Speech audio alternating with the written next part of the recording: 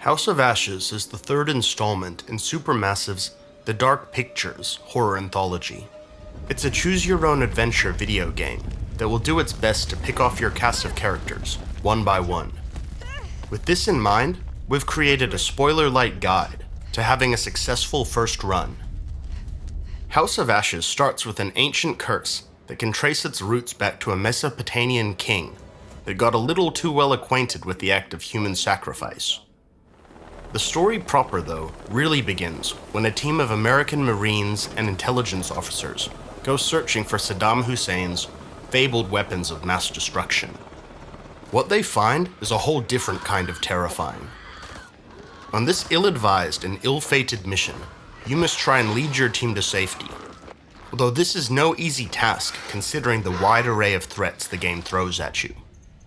If you want the majority of your team to survive on your first playthrough of House of Ashes, then you'll need to do a few things very well indeed. First of all, you must pay close attention to the decisions you make. An early key example of this is the decision to take or leave behind some special flashy grenades that just so happen to be in violation of human rights protocols.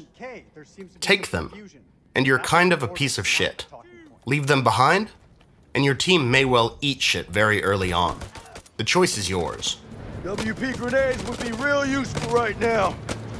Daddy said we had to leave them at home, right? These sorts of dilemmas are further complicated by House of Ashes' relationship and bearing systems. Each decision you make subtly affects how characters behave in relation to each other.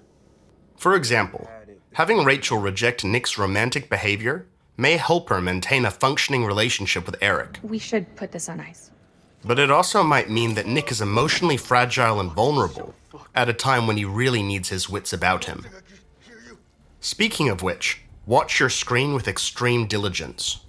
Quicktime events commonly occur in House of Ashes, and if the game catches you unprepared, the consequences may be devastating. You should be prepared to quickly or furiously press your buttons at a moment's notice.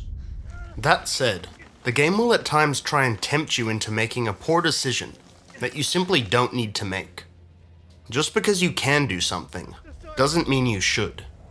Not all bullets need to be fired, just as not all ropes need to be cut.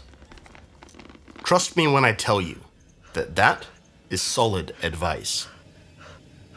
Keeping tabs on all your past decisions is a wise move too.